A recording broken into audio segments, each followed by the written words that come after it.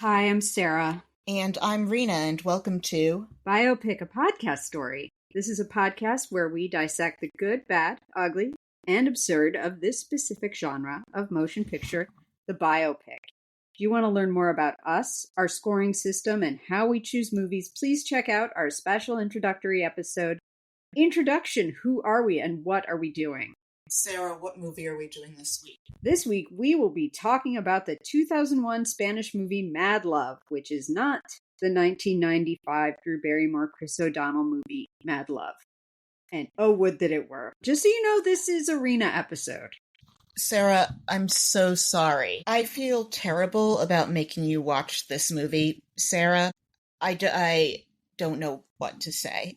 You are right to feel terrible. Rena, can you give us the trigger warning? Trigger warning. This movie contains depictions of and/or references to incest, adultery, the Catholic Church, near constant pregnancy, giving birth on the toilet, gnawing through umbilical cords, mental illness, child abuse, gaslighting, the Spanish Inquisition, genocide, misogyny, racism, spousal abuse, witchcraft, anti-Semitism, Islamophobia, loss of a parent, terrible marriages, darkness, alcohol consumption, castles, royalty, the House of Hapsburg, elder abuse, men in tights, and a lighting crew that was either non-existent, visually disabled, or just carrying out orders or the lack thereof, although I lean personally toward feeling like a lighting crew, if given zero instruction, would at least attempt to light the film according to whatever principles had been taught to them on previous crews or in film school, where I believe it is taught that films are supposed to have lighting. Sarah, you did film studies in school. Am I mistaken here?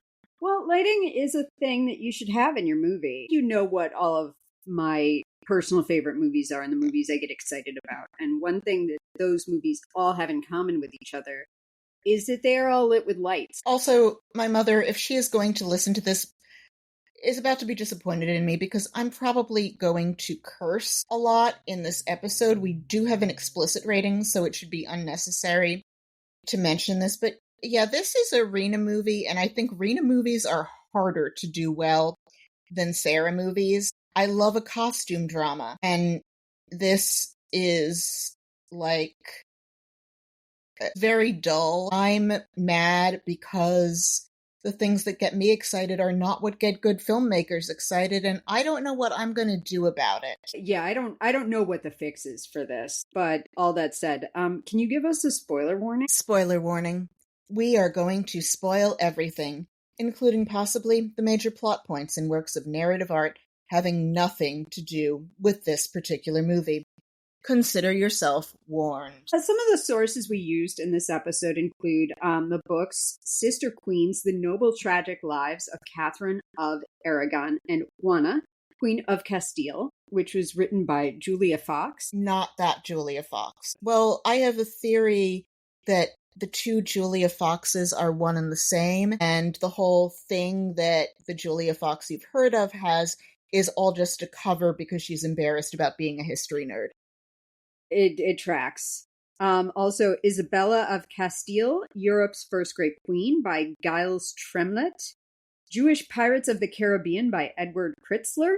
Emperor, A New Life of Charles V by Jeffrey Parker. We also indulged in podcasts, including the Queen's Podcast, which former guest Katie, who was on our What's Love Got to Do With It episode, is the co-host of. And also, we went to visit frockflix.com for some coverage of the costumes in this. Sarah, can you please tell us a little bit about the 2001 movie Mad Love? Sure. Mad Love, and in Spanish it was known as Juana la Loca, which translates literally into Joanna the Mad, is a 2001 film written and directed by Vicente Aranda and stars Pilar López de Ayala and Danielle Liotti. It is one of several adaptations of Manuel Tamayo y Boss's 1855 historic drama, The Madness of Love, It made 8 million euros. I couldn't find budget information on it, but they did save a fortune on light. Rena, can you tell us a little bit about Juana of Castile, also known as Juana la Loca? Sarah, I can indeed, because the story of those crazy inbreeding Hapsburgs is one that I've been fascinated with for decades. Unfortunately, it is not well told here, and we did this movie because it was maybe my only opportunity to get to talk about Hapsburgs. For the uninitiated, the Hapsburgs are probably the most famous inbreeders in modern history. Juana of Castile was born in Toledo on November the 6th of 1479 to Isabella of Castile and Ferdinand of Aragon. Yes, that Ferdinand and Isabella, the ones who sent Columbus off. Her parents, in addition to being abusive parents, as we'll discover, are also genocidal maniacs. Isabella of Castile shows up in this movie, and just to be clear, I hate this fucking bitch. She killed thousands and thousands of Jews and Muslims. She wanted to bring unity through making everyone Catholic. And she also shows up in a Starz show about Katherine of Aragon, who is Juana's younger sister. She's in armor, she's fighting Moors, and I just got so mad that she's shown in that as some kind of cross between Joan of Arc and Brienne of Tarth. And it's like, no, this woman deserves to rot in hell. When I was on Isabella la Católica Street in Mexico City, I looked around to see if anyone was looking, and I spat on the street just because it was named for her. So Juana is the third child of Ferdinand and Isabella. Her sister Isabella's first, then her brother Juan. It takes a bunch of deaths for Juana to become a queen regnant. She has a younger sister, Maria, and another younger sister, the future Katherine of Aragon. Juana is super educated, and she's noted as the most skeptical of their children, like the least religiously motivated. She's also a whiz kid at Latin, and there are stories that are not substantiated. Her mother would hang her from the ceiling with weights on her ankles to punish her for being inadequately pious. Juana is married off to Philip the Handsome, or Philip the Fair of Burgundy. Citation needed. Citation needed. And again, Sarah, I'm so sorry for making you watch this movie. I am too, man. This was brutal. And tell me what you're looking at here, Sarah. We're looking at a rather long-faced gentleman with a Prince Valiant haircut and kind of an Easter Islandish face. Allegedly, he got around. Another thing that happens is they're always showing Juana and Katherine as, like, whatever the modern idea of what looks Spanish is. But actually, there are pictures. They were both fair with auburn or reddish blondish hair. It doesn't help that sometimes varnishes darken it and things. But usually they'll pick someone who's dark to play either of them, and it's not right. And that kind of happens again here, too. I can see where in the world of, like, if you're at a Hapsburg family reunion, this is the most attractive person there. Philip's parents are Mary of Burgundy and Holy Roman Emperor Maximilian. So Juana gives birth to 6 children within 10 years. Their first child is Eleanor, then she has the future Emperor Charles V.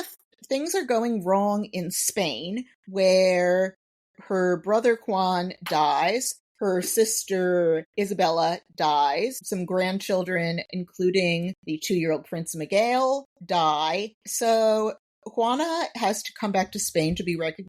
And this would have been fascinating, and we don't see it in the movie. Nope. And it would have been much more her going home to deal with her parents, because Isabella realizes, oh crud, I have not given her any reigning training, because the assumption was that Juan would become king, or that they would marry him off young and he would have children if anything happened to him. Not what happened. Juana does not want to stay in Spain to learn how to rule. Juana figured out that and this winds up harming her in the long run, she figured out that she could get her way by not sleeping or eating and throwing tantrums, and this really hurts her in the long run. Isabella wants her to stay so she can teach her about ruling. Juana wants to be with her husband, and then Isabella dies. They go back to Spain. And just shortening the story here a bit, everyone starts saying she's crazy. Philip dies. She did bring her husband's corpse with her on the road after he died, but it was in part because he wanted to be buried in Granada. She gets secluded at the castle of Tordesillas for decades. She never leaves again, and her father and her children gaslight her. When her father dies, her children don't tell her that her father died. Part of why they keep her secluded isn't because she's crazy, it's because they're worried that people will talk to her and find out that she's not that crazy, which is something that happens when some rebels come to see her. And there are stories about things like that her son, Emperor Charles V, would come and steal tapestries from her that she had in trunks, and he would put bricks into the trunks to replace the weight. She outlives all of her siblings, and she dies in her 70s, having never left this place for close on 5 decades. The story of the corpse capers here are that they didn't happen. Like, at most she wanted to check to make sure that the body was there, but everyone is always slandering her. And we will get into this as we get into the episode. And I'm just mad at this movie because it's so boring, and this could have been a much more interesting story. It was done better than this on The Spanish Princess, where they still made her look like, ooh, she's crazy. This story, so far as I know, has never been well told. And in the Hapsburg family tales, there are some macabre things straight out of Anne Rice that would make a much better movie than this. A horror movie, if somebody made them. So I guess this week I'm mad at having been born into this stupid world where people care about true crime and not about dark stuff that happened at European courts way back. I'm sorry. It's okay. Anything else you wanted to know? No, not yet. But I will get there, I guess. I don't want to know anything about any of these people. They suck. They're boring. We can get started talking about the movie such as it is across the board. I'm going to probably point out how many baffling decisions were made on a scene-by-scene basis throughout this film. Like, you just highlighted a bunch of things that they could have included in the movie that were talked about in dramatic voiceover. And there's so many things in the shooting where they'll linger on someone's face for 10 seconds where you're like, why anything? Like, you're not watching a bunch of stuff flit over their face. It's just a face. It's just a face. You might as well be watching Speed 2 Cruise Control. It would be like watching Speed Cruise Control if they spent moments just lingering on the face of a random character sitting at Sandra Bullock's dinner table at the cruise, though. There's so many shots where you're like, why are we just looking at this random person for 10 seconds while their face is immobilized? There's a character in here that you referred to as Skinny Orson Welles, who I swear I don't remember. He's in there, I promise you. Hey. This movie opens also with a lot of production credits up front, and you know what that means. Yeah, so we open in the year 1543 in Tordesillas, Spain, where we learn that Juana of Castile is 74 years old and has been locked up in this castle for half a century. The title card came up and I was like, oh, Rena is making me watch something boring as hell because she wants to talk about a bunch of chin-heavy freaks who couldn't close their mouths all the way. And the voiceover. Yeah, this voiceover sounds like it belongs on the History Channel. It's a lot of telling, not showing, that you're supposed to be able to get around when you have a movie budget. I thought I could watch Daily Motion to get this for free, but that had no subtitles, and my Spanish is rusty and minimal, so I had to pay Amazon for this. And I dislike this movie. I can't say hate. It's ponderous. It's too dull for me to have strong feelings about it. The only reason I have for watching this is so that I can look at Renaissance costumes and talk about Hapsburgs, which is, even for me, not a compelling reason to watch something in a thorough way. And this is possibly the one time in this podcast that I get to talk about a subject that I've been fascinated by, and this is the movie that was available. We live on a big round globe full of thousands of years of colorful, complex, shocking, beautiful human stories that have never been told on film and are out there waiting for someone who actually cares about them to write the script. And what we get instead is one more paint-by-numbers tale of a white guy making an album, or something about 1968, or occasionally something about the Tudors. And just, once again, when it comes up again, fuck Queen Isabella, fuck this fucking bitch, fuck her in the ear repeatedly with numerous chainsaws and no morphine. Seems like you have some strong feelings on this topic. Earned. My first question or first thought was like, just this opens with a ponderous narrator just saying like she is 74 years old, and I'm immediately chilled because I'm like, this is the opening of Titanic where she's all, it's been 100 years. And she is also looking at a tiny painting of Philip on her desk, and he's commenting in the narration that she is excited to be with him for all eternity in death. So we cut back to Juana's adolescence in Spain. We learn that she is about to be sent away to marry Philip of Burgundy, and we see her playing with a small golden top. We see her saying goodbye to some of her family members. It helped that my resource Frockflix was snarky about the costumes on this, because I automatically grade costumes on an up curve if it's anything before the past 150 years, just because I'm so enchanted by like big skirts. Everybody used to be a princess. Yes. And what they said is, oh, sure, they got the century right, but these costumes are 40 years off, which there are situations where I wouldn't care about that, but it was good to know that I might have some reason for deducting. And then we see her family seeing her off at Laredo. There's a guy who we subsequently referred to as Blondie, who it seems like she flirted with as a kid, and she's off. I feel like this movie has like tax shelter energy to it. Did this all get made because someone needed to spend a certain amount of money in a certain amount of time, and so they just kind of slapped this together? Because this was a point where there were a couple of baffling choices, one of which was we lingered on Blondie's dead eyes attempt at concerned face for like 10 seconds as she's getting on the boat. This is so unearned. Like, we don't know anything about their relationship or why he would be looking at her with concern or whatever.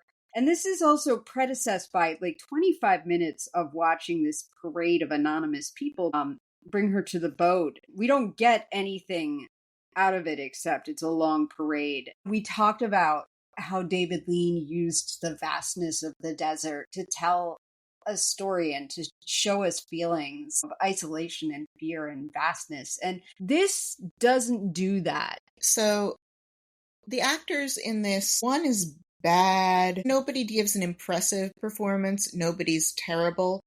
Nobody makes interesting choices. Nobody has a lot of room to. The lead actress gives Winona Ryder, like, she's very pretty. She has a great face. There's so much telling and not showing. All of the interesting things happen in narration. And this narration voice makes it sound like it's a History Channel documentary. I'm not a fan.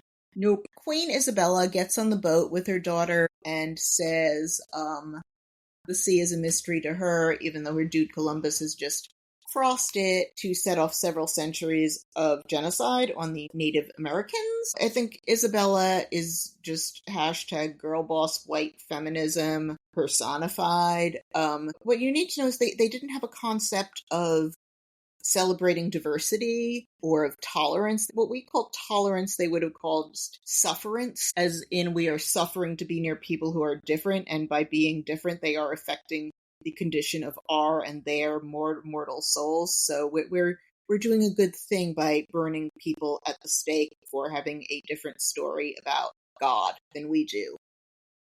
Also, Juana's son Charles had trouble closing his mouth because genetics, and this will get worse as generations go by. Yep, Philip is as good as it gets. You mentioned that they were going to Flanders, which sounds like a spa. Flanders? Yeah, what is Flanders? Flanders is in northern Belgium. They mostly speak Dutch. Huh, fun. You also mentioned that Philip is Philip of Burgundy. And what does it mean to be of a color? He is the son of Emperor Maximilian of the Holy Roman Empire. He inherits Burgundy from his mother, Mary of Burgundy.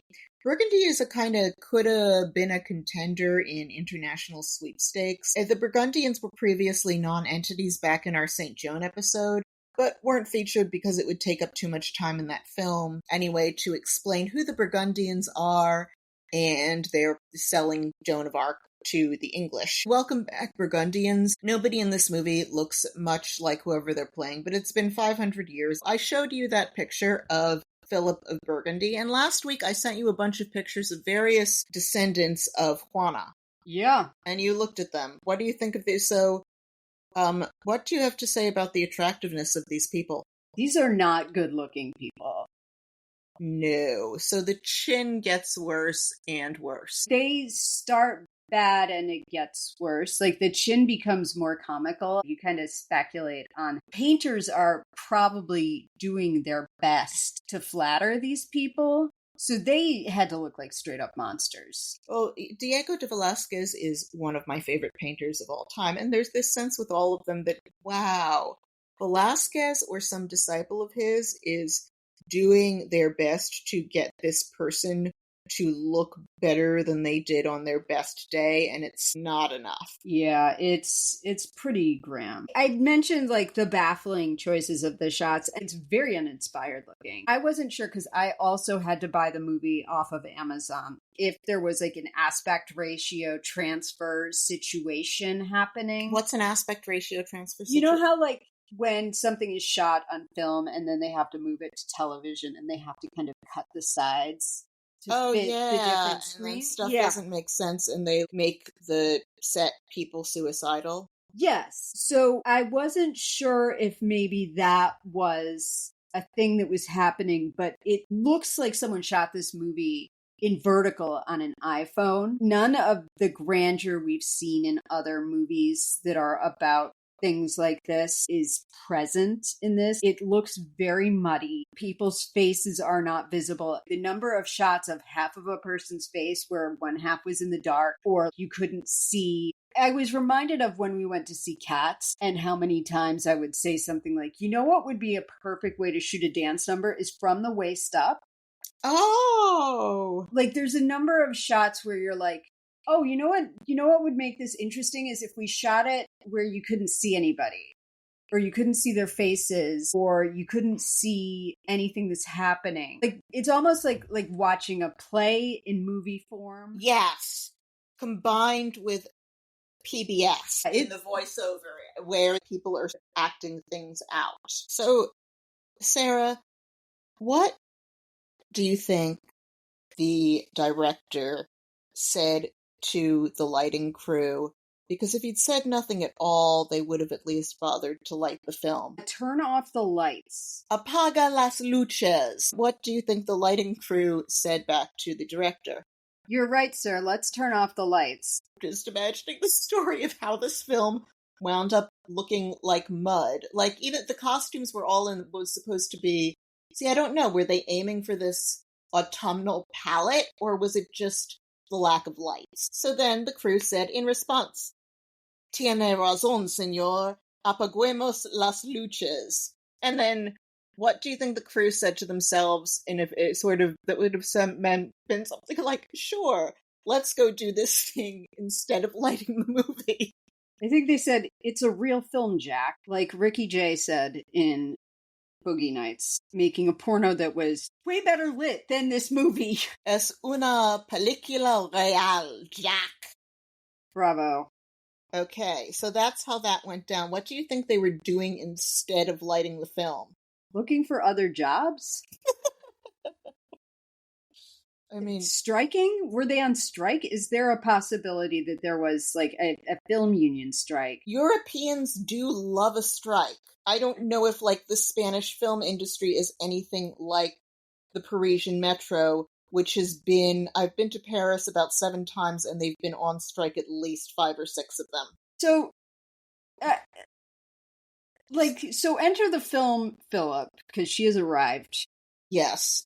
And you said that this is some of what I call U 2.0. It is, but it's way worse than that, because you showed me an Easter Island head with a slowly protruding jaw that was just going to be diminishing returns over generations. What did you say about him here? I mean, I went back and forth between thinking that he looks like someone playing like an art teacher on an episode of Red Shoe Diaries, someone who looks like they belong on a VH1 show about gigolos, and then also looking like someone who would be on the show Gigolo House on Kroll's show. He looks like he should be on a soap opera, but moreover, this guy can't act. I'm just putting that out there. No. They're inexplicably immediately in love with each other. Well, it did actually happen that she showed up and he wanted to marry her in advance of the official wedding date so that they could bang immediately. Oh, I also noted that he looked like Dan Cortez from MTV Sports, wearing a lot of eyeliner. So he has them get married immediately to have sex. We see some backside nudity. And this is, again, shot inexplicably. I have a full perspective of his butthole. So it's like cats in reverse. Yeah. And then we have a scene where they're in their bedroom and I'm looking up his butt.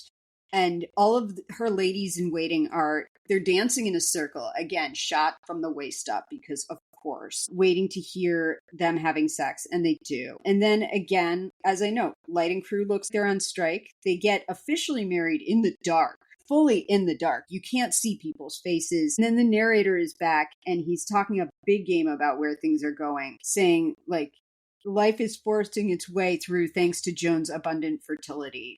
And I just don't say things like this movie. When it does try to show, it does it in such an opaque manner that I feel like maybe this narrator was added later on because they realized they'd failed the assignment. They could have run out of money and added him in to serve that purpose. And then Philip comes flouncing back from somewhere after she's had a baby and she's breastfeeding. We have a shot where she's just justified far right and for no reason. And they're talking and the camera drifts over to follow some servants around and for what? And the baby, it looks like it's going into college, but it's clear it's supposed to be a month old. So, just as a note about what a dirtbag real-life Philip was, they make it seem like the marriage might have been okay at the start, but it's noted that, in fact, Philip was very unhappy to get a girl as the firstborn. This is from Julia Fox. Again, not that Julia Fox. Julia Fox writes, clearly and it's noted that Juana has 6 children who live to adulthood, which her little sister Katherine of Aragon prayed for, like, healthy children who'd live to adulthood, preferably one a boy. Her fertility record is much better than her sister's. But here, clearly disappointed that their first child was a girl, Eleanor, Philip required Juana to pay for the infant's nursemaids and attendants. The Archduchess may provide for the places in the household of this child because it is a daughter, Philip asserted. When God grants us a son, I shall provide for his birth. And this movie's going to try and sell me on her being so in love with him that she went insane. Philip was very tight-fisted with Juana, so because she had married him at the same time as his sister marries someone on the Spanish side, there wasn't a dowry.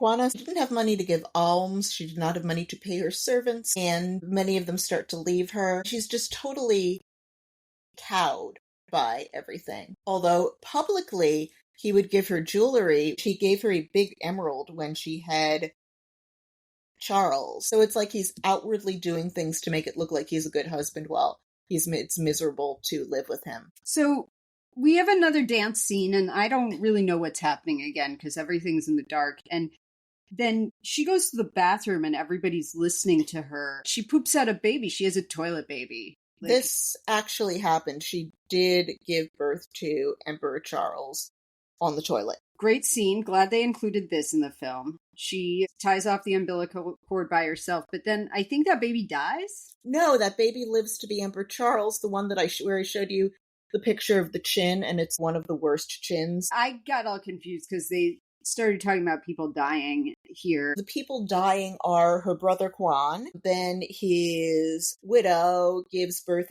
to a girl who doesn't live, then her older sister Isabella is then the heir. Isabella dies in childbirth. There is a male heir, Miguel, who dies at age 2. He dies, and then Juana is the heir, which was never supposed to happen. But we don't hear about this as it happens, just like, yeah, a bunch of deaths in the family, and they go straight to Isabella. So you lose the story of what happened when they have to go back to Spain to be recognized by the Cortes, and Juana doesn't want to stay to learn queening. She really hurts herself in the long run by this thing that she does where she's learned that refusing to sleep or eat and throwing tantrums is a way to get her way in the short term. We lose the story of the time that Philip and Juana have weather trouble crossing the English Channel and get stuck in Britain, so she gets to see her little sister Catalina again very briefly. So Blondie shows up again in the movie to tell her all of this. She finds Philip, and I think he's screwing around, and she finds him like half naked in bed, and she sniffs the bed, which is a choice. And he calls her insane. And the music, I realized at this point, the music is so insistent. The music is quite loud throughout this movie. She goes out into the middle of the courtyard and does that thing that, like, is that my daughter in there thing from Mystic River, where she's standing in the middle of the courtyard screaming, my husband is cheating on me and my mother is dead. And to top it all off, it's raining. And it's raining. It's that scene. And I can't blame her for having emotional issues because she lives in a world without light, as shown in this movie. Other than that, which would drive me insane, this is the first indication that we've had of her being driven toward madness. I don't even know how you're selling in a crazy narrative when you're like, her mom just died. And she caught her husband in bed with her red-headed lady-in-waiting who we previously saw having her nipples painted with henna. Yeah, and also she can smell... I don't even want to talk about how crass that is, but nevertheless, the whore, as she is referring to her, is that redheaded girl, and she cuts all her hair off because if there's someone who should be blamed for this relationship, it is the woman who has no power and is a part of the court instead of Philip the Fair. Is he now the king of Spain? Is that how that works? Well, he's going to be king of Spain because he's married to Juana. I started to play with the idea of, so given that Queen Isabella's children were extraordinarily death-prone, what if Katherine of Aragon had wound up being heir? But there are Juana's children and Juana and Maria, the sister, in between. Because, Mary Tudor suddenly being heir to the Spanish Empire would have given Katherine some leverage if she could have gotten out of Britain. But that doesn't happen. Generations later, the family death rate for Juana's descendants will be cited as high as 80%, possibly because they're so fucking inbred. I don't care about any of this. I think it's really interesting, but this movie did a bad job telling it. I would blame the movie for that too, because I think that it could have made me interested if it had been an interesting movie.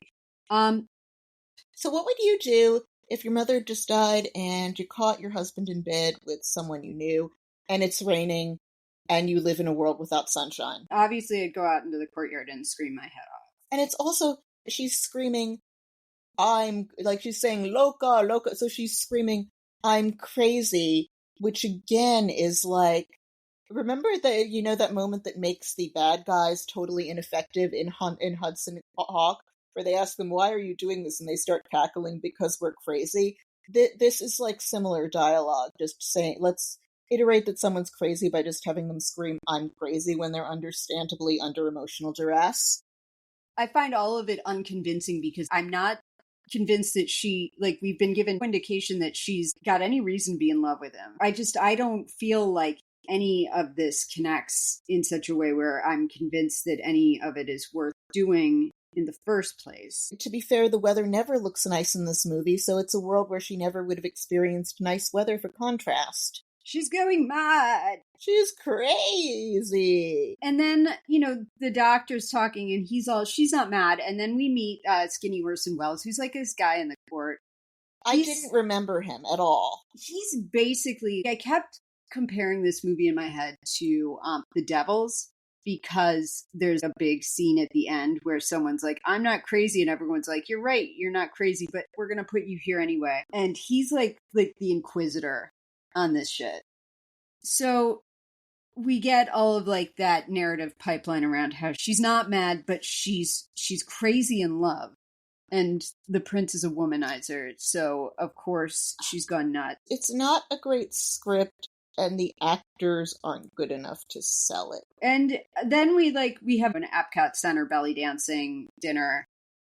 We're about to get some exoticism, some Orientalism, some Islamophobia. I had to read the Quran in college, and Muslims don't worship Satan, which is what this movie makes it look like. So people are coming and going in the movie, and, it doesn't matter. One thing this scene did not have was lights. There were a couple candles. That's the closest that we get to having an active lighting crew here. It's like someone called up Lumiere from Beauty and the Beast, and he showed up. So his Moorish dancer calls up Satan to help her out with winning Philip over. We have more shooting people in shadow, because that is super compelling. He's having sex with the Moorish woman. Aixa, who they have another pretend name for her. And it shows Juana doing the Miss America Princess Di wave to people. There were times in real life where Juana would, for whatever capacity was needed, try to act capably in politics. There are times where she's saying reasonably sane things, but then it goes back to, ooh, she's crazy. It shows her being very preoccupied with her husband cheating on her when it would really behoove her to just pretend to focus on government, because there's a scene coming up towards the end where it's like, geez, if she'd behaved this way all the time, there'd be no problems going on here. This scene is also wonderfully shot of her between two out-of-focus turrets on the castle. Yeah. Really, really loved that. What do you think the direction was here? Just you stand there. Point and shoot. Let's just get this day over with. Todos los días.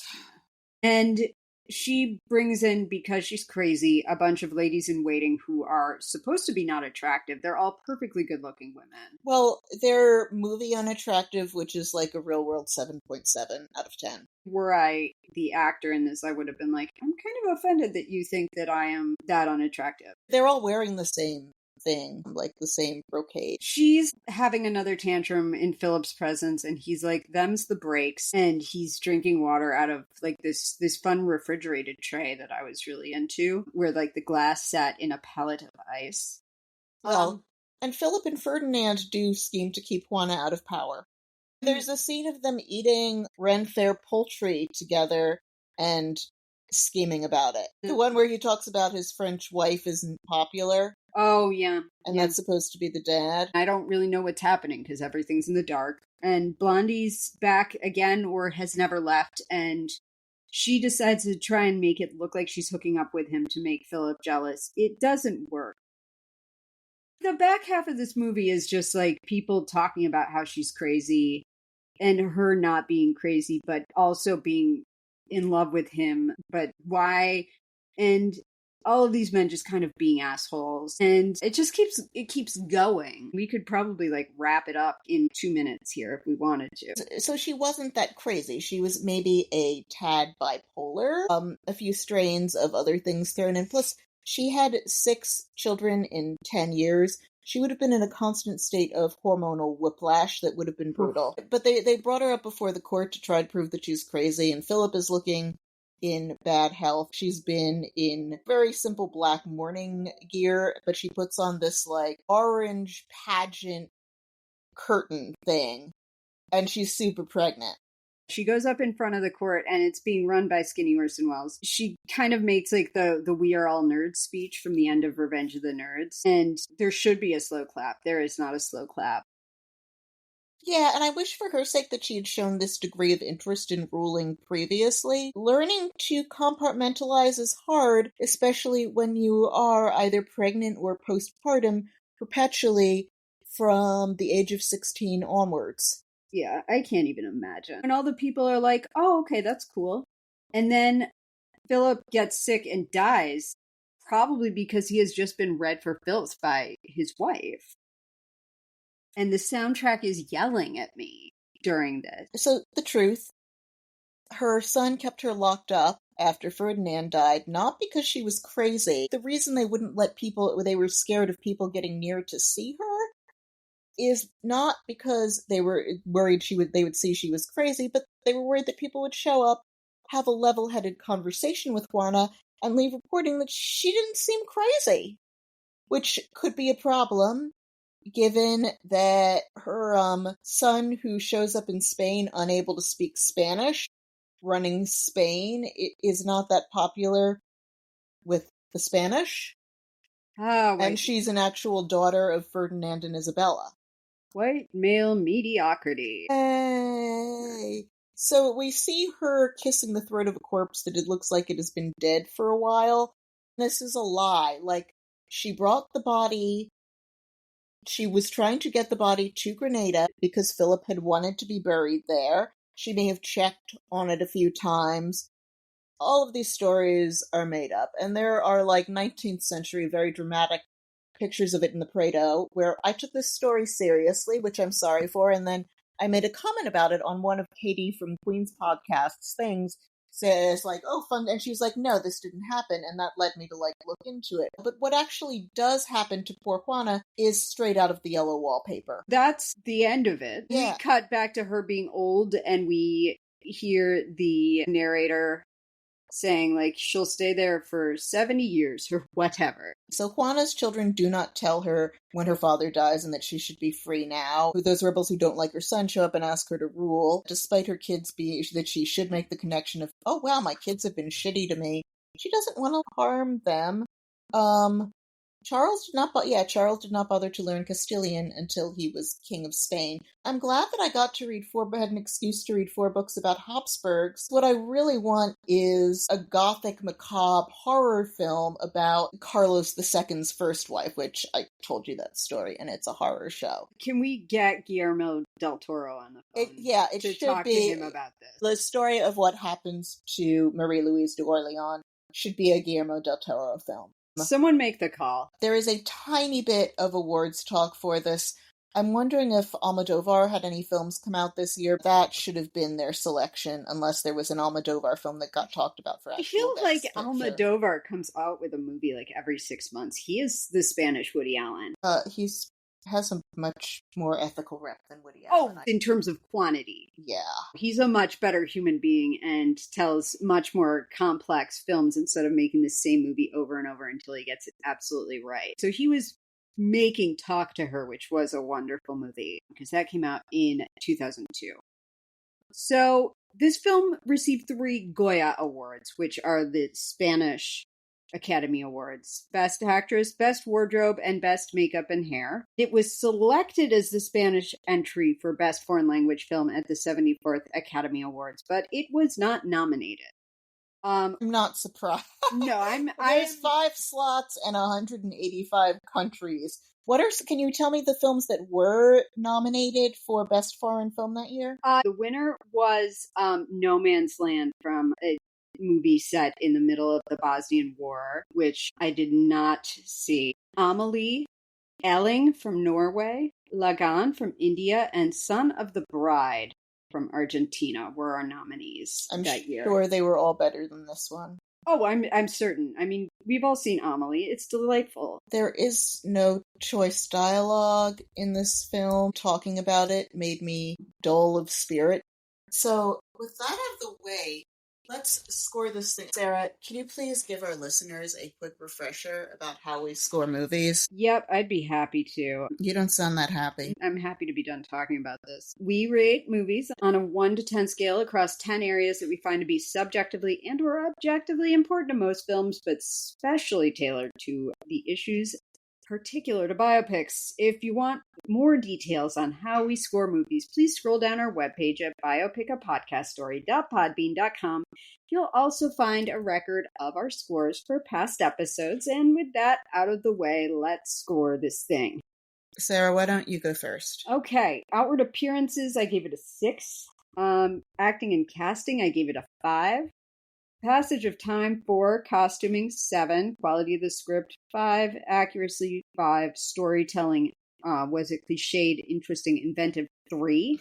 Production value, 6. Although I couldn't see much of it. Production, direction, decision making, 5. Do we care? 1. Coming out to 4.7, which I feel like is a very fair score for this movie. Yeah. So, spoilers. I was hoping that this would just squeak by in the low 4s, because I don't want to do second opinion. No. I wouldn't, second opinion is for when we relish hating a thing. And the thing is, we were just bored. So, for outward appearances, I gave it a 6. For acting and casting, I gave it a 4. For passage of time, I gave it a 3.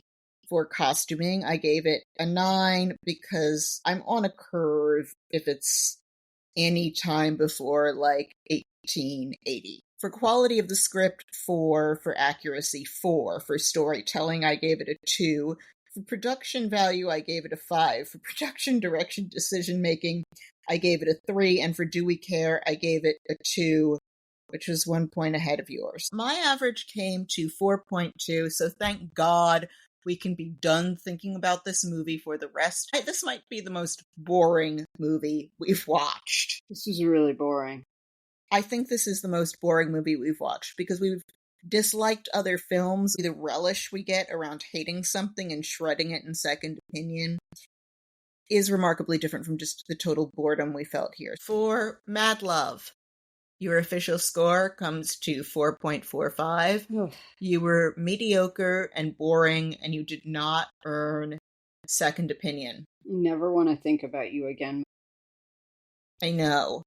If we ever watch Columbus, the Gerard Depardieu one, which please don't ever make me, oh my god, that also features Queen Isabella, and that is a boring as shit movie too. I think I watched that in the 90s. We'd be really scraping the barrel. There's 1,000 movies on the list. I'd rather watch that than Patch Adams, which is a biopic.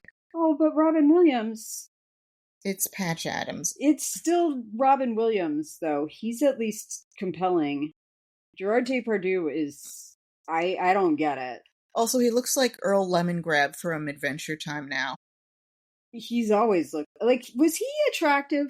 I think the idea was that French women thought he was attractive, but I might have asked a French woman once if that stereotype was true, and I think she said it wasn't. So, not all French women are attracted to him, or were attracted to him even before he looked like Earl Lemongrab. Because he, to me, always looked like the Mock Turtle. There must have been something at some point that made everyone want in that business. I don't know. France is just a land of contrasts when it comes to their attractive people. You have one of the most beautiful women to ever walk the face of this earth in Catherine Deneuve. And then you also have international sex symbol Gerard Depardieu. I think Putin got compromat on him at some point, didn't he? Oh, Putin has compromat on me. Should we talk about some other stuff that you should watch instead, which I'm going to say literally anything? Other stuff you should watch instead. Unfortunately, I can't recommend anything that does a better job telling this story because I live in a world of blithering idiots who don't want to tell the stories I care about well. I have a couple recommendations. So first, I would say look up the episode of 30 Rock in which Paul Rubens plays the last descendant of a Hapsburg-esque family.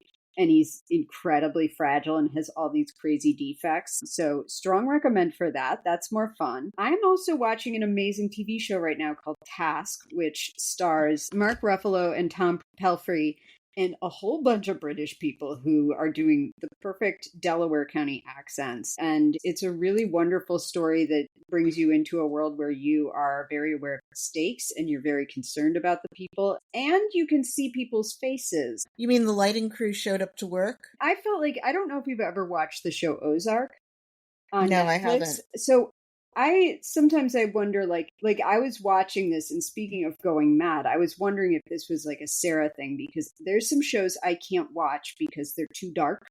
And Ozark is one of those shows where I literally can't tell what's happening or who's in a scene sometimes. So I have tried many times to start watching it and have had to stop because I can't tell what's going on screen. It's too dark.